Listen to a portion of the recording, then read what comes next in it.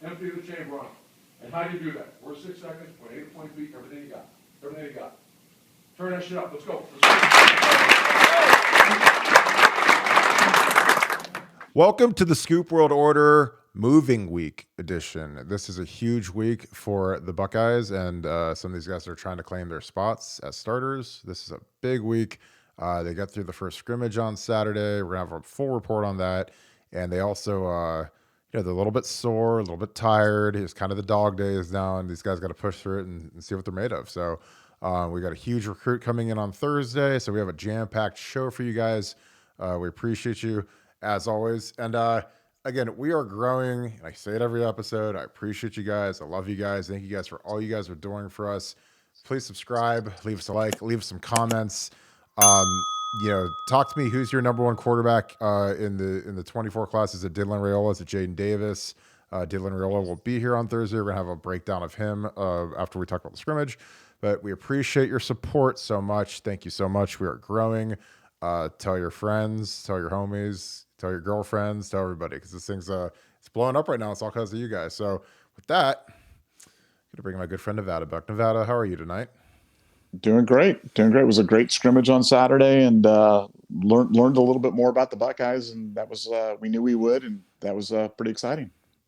Yeah, it was a big one, man. These scrimmages, and people, you don't realize how important a scrimmage is during the spring, because in the spring, I mean, guys are fighting for jobs, and you got to figure out a way to stay healthy, stay on the field, and win those spots. I mean, it's like every Saturday is almost like a game day in the spring. It's just not publicized, and people don't realize it, but. These guys, they all want to be the starter come week 1 against Notre Dame, because there's just a little more fire, a little more cachet next to your name when you're the starter and you're the first guy on the field for the first snap on offense or the first snap on defense. So I've been in these battles. I actually got hurt in 2004 when I was trying to battle. I hurt my ankle severely and I missed it. And I didn't end up starting the first 6 games my freshman year, and it sucked. Because I felt like I was going to win the job, but it is what it is, because, durability or availability is more important than ability. So you never forget that in football. So with that, we're going to go to a little studio. So we're going to start right off the bat with what everyone is talking about, the big hot topic, scrimmage thoughts. So Nevada, you checked in with your people. I was there.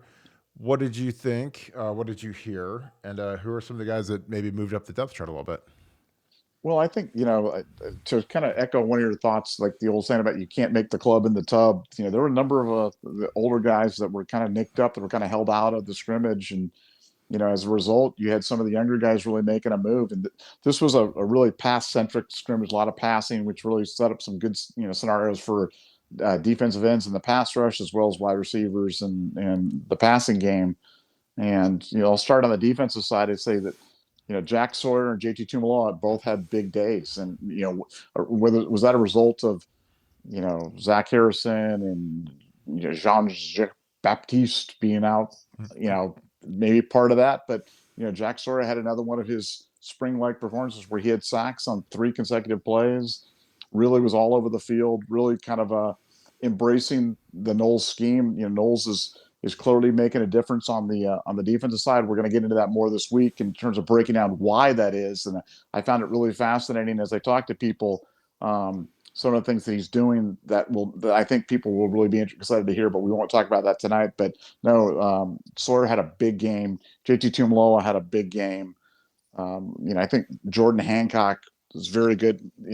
Michael Hall, we've talked about him being one of the players that was really kind of our standouts. And we called this the week before the scrimmage, that he was a guy that I think actually can contend for some Big Ten and eventually national type of recognition. He's that good. And he took another big step forward on Saturday as well. So I think defensively, those were my guys. And then, offensively, you had Marvin Harrison Jr., you had Julian Fleming. Both had big games and big days. And, C.J. Stroud looking really sharp throwing the football. So I think, Ohio State's pretty much where we thought they'd be after the scrimmage. They're looking to try to find a little bit more balance this year at Ohio State, so that we're not just completely pass centric and pass happy. But Saturday was all about the passing, and Ohio State sure showed that they can do that as well as anybody.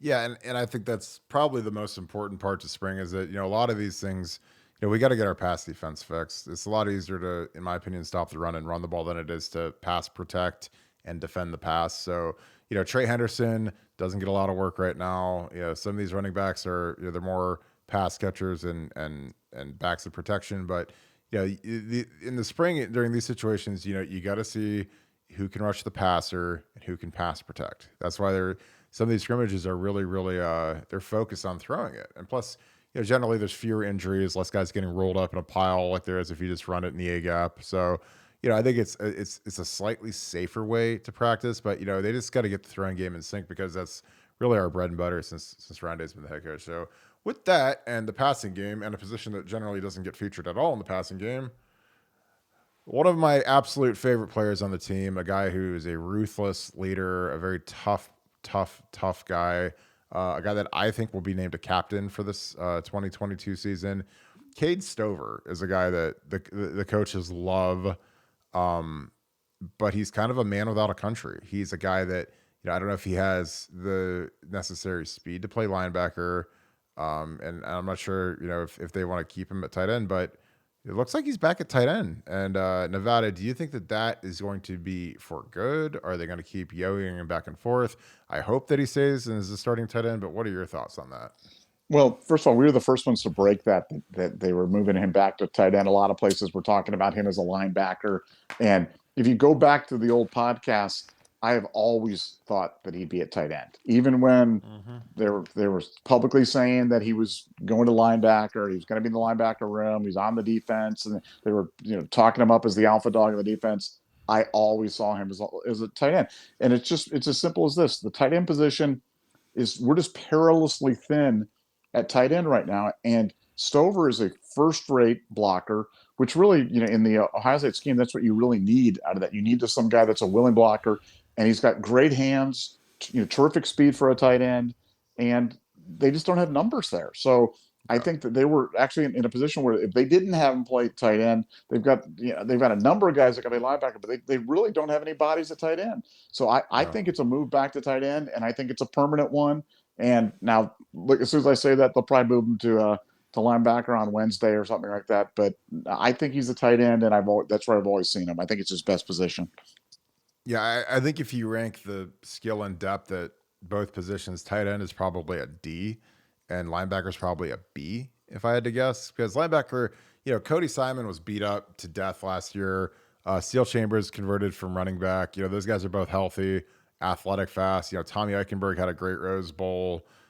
You've got Chip Trevathium from Arizona State, who's a great athlete. So, if you're only going to play two linebackers the majority of the time, since we're going to be a nickel defense, you don't really have room for that big Sam linebacker who lines up over the tight end, like back in the olden days of football when they had a tight end fullback set. So that is why he went to linebacker versus Utah, because they did a lot of that. They did a lot of fullback tight end because Utah doesn't have the athletes that most schools do. So like a Wisconsin or an Iowa, they got to line up and pound you, to stay competitive. And I think Cade is an NFL tight end. Now, he's not Darren Waller. He's not Rob Gronkowski. He's not, one of these ultra athletic, tight ends like a lot of people, like the kid at Atlanta for the Falcons who people draft in their fantasy teams. But I played with guys that are a lot like Cade Stover, who the average fan and the average person have never heard their names, but they play 12 years in the league, 10 years in the league. And what do? They block, they play special teams. They're zero ego kind of guys. They don't need the ball. And those guys make a great living. And I think that could be Cade sticking in. And honestly, I think given Cade's background in high school, as a running back, he could even line up at fullback, because we did that with Mitch Rossi last year. And, why would Cade Stover not be a better version of Mitch Rossi as a tight end or as a fullback? If Ryan wants to do some of the full under center fullback stuff that he did last year. So I think Cade's got a bright future. I'm actually really excited he's back at tight end. And I think he's going to have a really, really good year. We needed to kind of get to solidify that position. And I think he's going to be our guy. So you already kind of, broke the lead on this one, but Jack Sawyer was fantastic on Saturday. Tell me a little bit about the difference in Jack Sawyer this year versus last year. Obviously came in with a tremendous amount of hype. He had 4 sacks in the spring game. Then he goes on to have 3 sacks for the rest of the season. But tell me a little bit about what you're hearing about Jack Sawyer and why we should be expecting some very big things from him.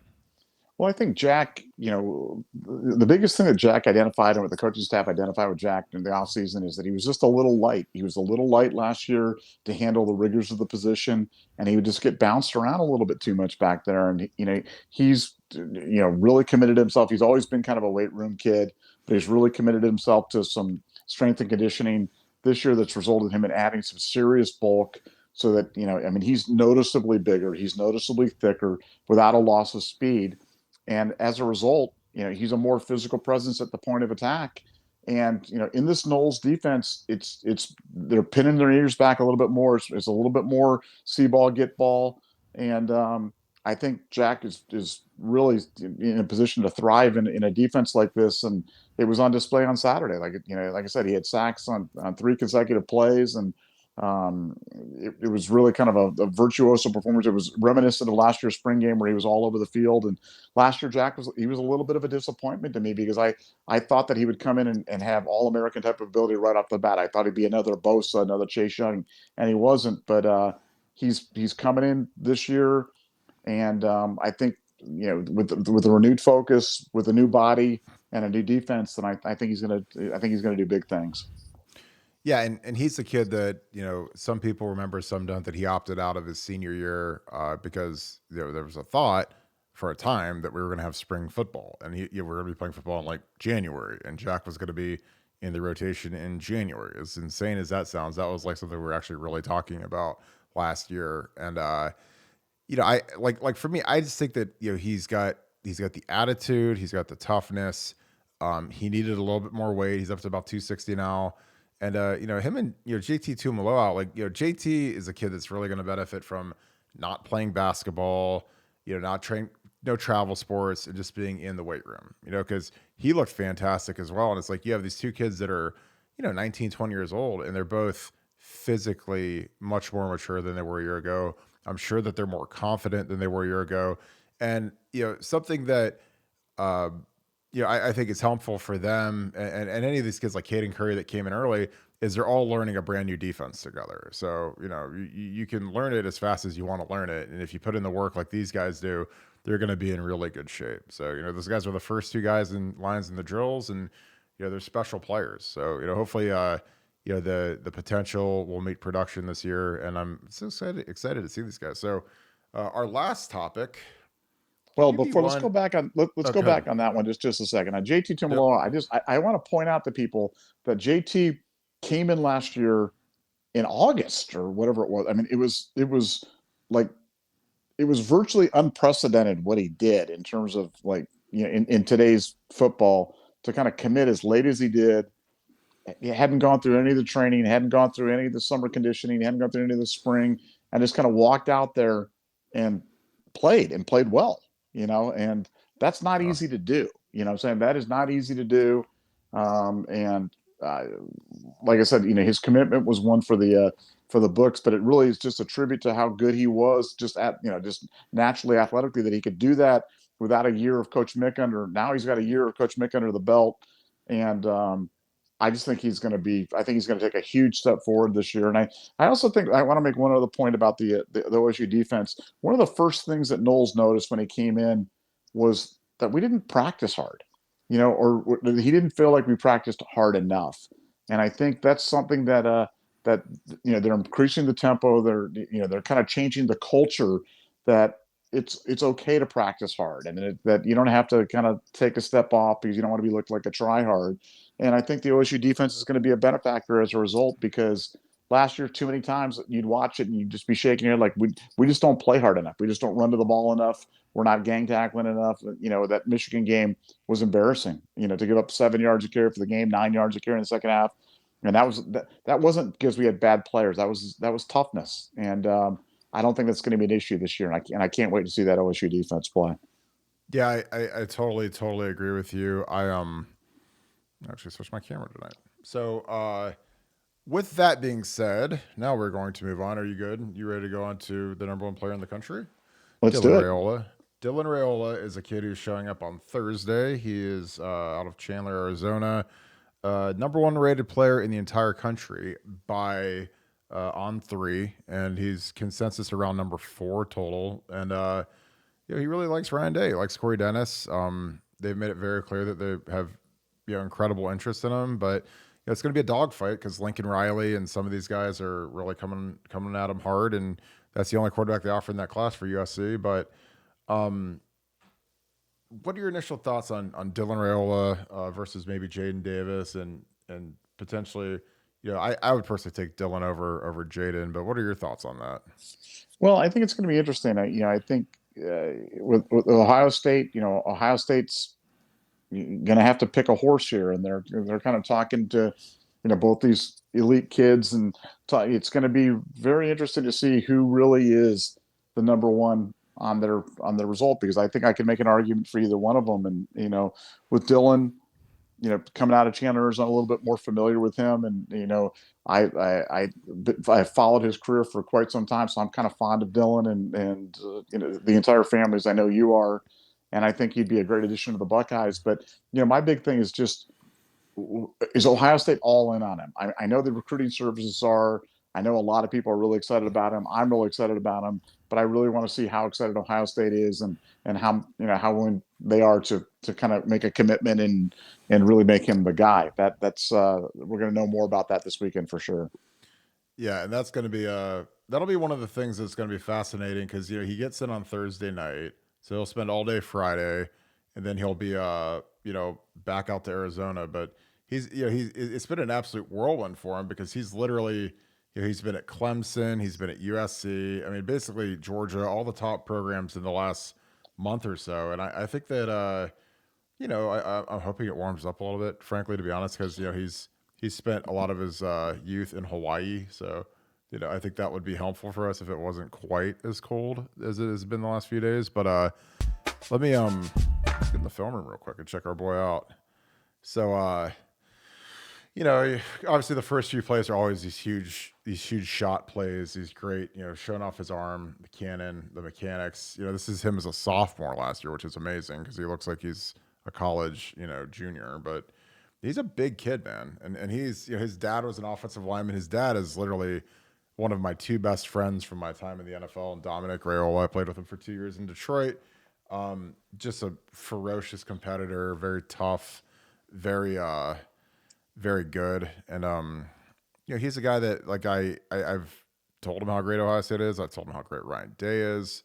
And I think that we can, hopefully make some hay this weekend because it's going to be a big deal to see what we can get done and see if we're really in on this kid or not, because he's got the ability, he's got the ability to scramble. He can move, off target throw, perfection.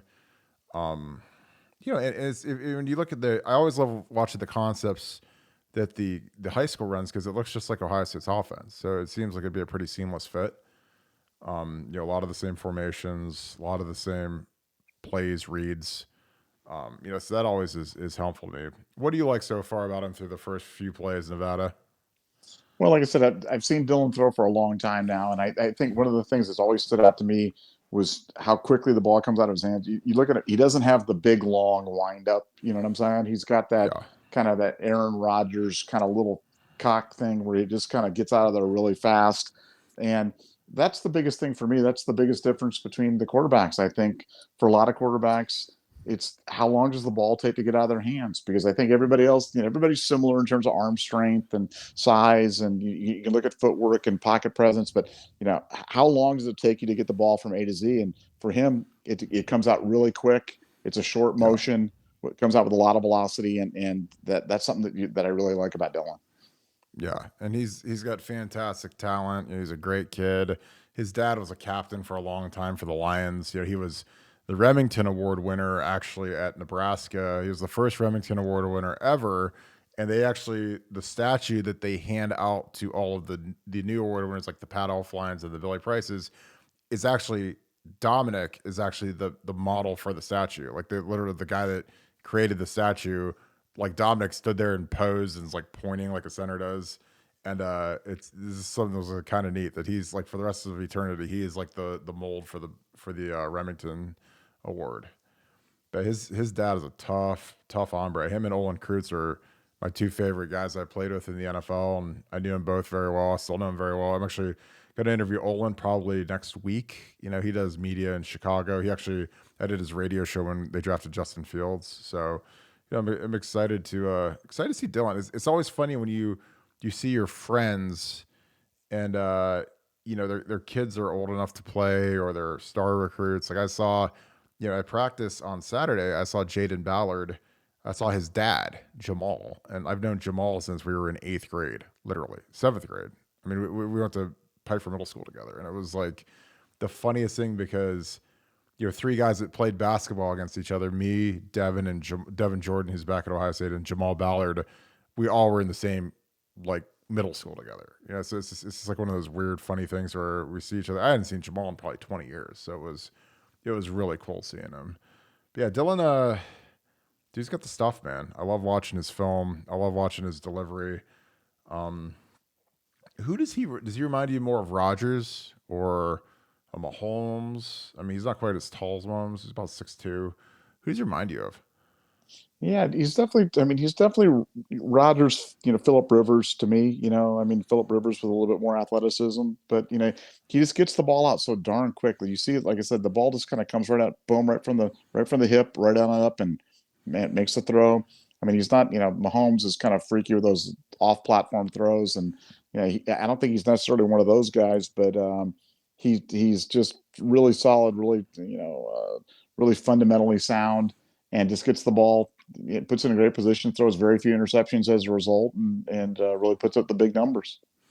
Yeah, and he really drops it in like nice and easy, like it's effortless. I mean, some of these like that. I mean, this looks like one of those drills where they do like they have the brooms or they throw tennis balls at them to move their feet in the pocket. I mean, it's just crazy when you watch how some of these drills actually translate to the field when you see some of the movements these quarterbacks are doing because he's just a natural thrower and it's fun to watch and I'm excited to see him. I mean, he was in town for I believe the last home game of the year, and they came back and back then it was us, USC, Georgia. USC's made a really strong push recently with their presentation on NIL.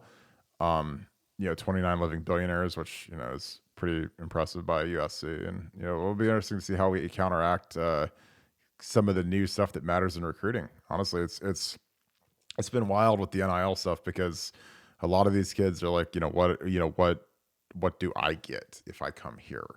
This is what this other place promised me. What do I get? And I don't know, Nevada. It's me and you. We bemoan where college football is potentially heading, but what's your thoughts on the it's literally like a legal bag man now. Yeah, it's NIL so tough too because it's really creating interesting dynamics in the rooms where you've got the skill position guys that are generally gobbling up a lot of the NIL stuff, and then imagine if you're just another kid and you go out there and you go to the local car dealer or the jeweler or the whatever, and you're like, "Hey, I saw you gave a deal to Timmy, and can I get that?" And they're like, "Well, no, you're not good enough. You're not established enough, or whatever." You can imagine the kind of the animosity that's kind of creating. I think there's all sorts of unintended consequences that this is going to is going to result. The least of which being not that kids are going to start deciding, and I've already started deciding. You're making recruiting decisions solely upon NIL, and it's going to go to transfer decisions. It's going to go to portal decisions. It's like I said, it's completely changing college football, and I just giggle whenever I hear people try to discount it or talk about how it's not making a difference because it's the thing in college football recruiting right now. And like you said, USC's NIL presentation is out of this world, first rate, and Ohio State's not as good. They're getting better, but they're not as good, and they need to get better in that area. And it's like you said, it may make a difference only on 2 or 3 kids, but 2 or 3 kids in 4 or 5 classes, and that's 15, 20 kids on your roster. So that makes a big difference. No, absolutely. And if there's one kid that isn't affected by NIL, it's obviously Dylan. And his father made about 35 million in the league. So, I mean, they've expressed very clearly to me that they're about being developed because you have to remember Dylan Raiola, one of his best friends is Matthew Stafford, who just signed for about 45 million a year as an NFL quarterback. So $6 million for a career isn't going to do much for these guys when they know what's at stake, and they frankly don't need the money. They've done really well, and Dominic's a smart guy, saves his money, and I think that they really, it's kind of his Lincoln Riley. They got to develop my kid. Is it Ryan Day? And I think Ryan obviously is fantastic. I mean, you can look at the first round picks. I'm sure CJ will go first round next year, but you have Haskins and you have Fields, and you're gonna have CJ. So that's going against Baker Mayfield, Kyler Murray, Jalen Hurts. The guys that Lincoln Riley has handled, and it's going to be fascinating to see how this shakes out. And I'm really excited to see how this visit goes because they're supposed to take off on Saturday. So it's going to be a good one. But with that being said, any final words, Nevada, before I do a little wrap up? No, just looking forward to see how the visit goes and see how this recruiting class comes along. And like I mentioned earlier, we're gonna have a nugget that we're gonna drop later on this week that's going to explain a little bit about some of the changes on the OSU defense. And I'm interested to share that with some people because it was sure eye opening to me, and it's a positive for the OSU defense, and something I think people are really going to want to hear about. Well, that is perfect. That being said, we appreciate you guys. Hang on, I gotta switch my camera real quick. We appreciate you guys so much for tuning in. This has been a spectacular run on the Scoop World Order. We've had so much fun. We've really grown the site. BuckeyeScoop.com has been absolutely on fire. The spring, we had our spring nugget for the scrimmage on Saturday. We're getting some really great nuggets, great information. We're gonna have a big one on Jim Knowles coming in a day. And, we appreciate you guys. There's never been a better time to join BuckeyeScoop.com. #1 site there is for Ohio State super fans. We appreciate you for tuning into this video, making it to the end. So if you guys could be kind enough, gentlemen and gentlewomen, to leave us a like, give us a few comments on what you thought of Dylan Raiola and maybe some of the stuff from the scrimmage, click subscribe. We would really appreciate it. That being said, thank you so much, Buckeye Nation. We appreciate you so much. Thank you for taking your time to enjoy our show. You guys have a great day.